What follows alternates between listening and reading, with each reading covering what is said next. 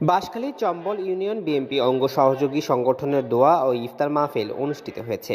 শুক্রবার বিকেলে বাঁশখালী চম্বল ইউনিয়ন পরিষদ মাঠে চম্বল ইউনিয়ন বিএনপির যুগ্ম আহ্বায়ক মাস্টার আব্দুল গনির সভাপতিত্বে ও উপজেলা বিএনপির সাবেক সাংগঠনিক সম্পাদক কামরুল ইসলামের সঞ্চালনায় অনুষ্ঠানে দোয়া ও ইফতার মাহফিলে প্রধান অতিথি হিসেবে উপস্থিত ছিলেন দক্ষিণ জেলা বিএনপির যুগ্ম আহ্বায়ক মিশকাতুল ইসলাম চৌধুরী পাপ্পা।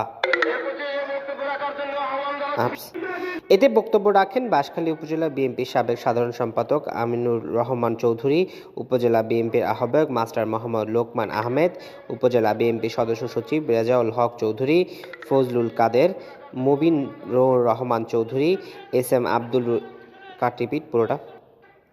এতে বক্তব্য রাখেন বাঁশখালী উপজেলা বিএনপির সাবেক সাধারণ সম্পাদক আমিনুর রহমান চৌধুরী, উপজেলা বিএনপির আহ্বায়ক মাস্টার মোহাম্মদ লোকমান আহমেদ, উপজেলা বিএনপির সদস্য সচিব Rezaul Haque Chowdhury, Fazlul Kader, Mubinur Rahman Chowdhury, S M Abdur Rashid, Mohammad Mohsin, Abdul Mannan, advocate Mahmudul Islam, professor Jamshed Chowdhury, Russell Chowdhury, Abdus Sabur, Farhadul Islam, engineer Sanjay Chakraborty Manik, Faridul Alam রানাসহ বিএনপি, স্বেচ্ছাসেবক দল, ছাত্রদল, অঙ্গ ও সহযোগী সংগঠনের নেতৃবৃন্দ।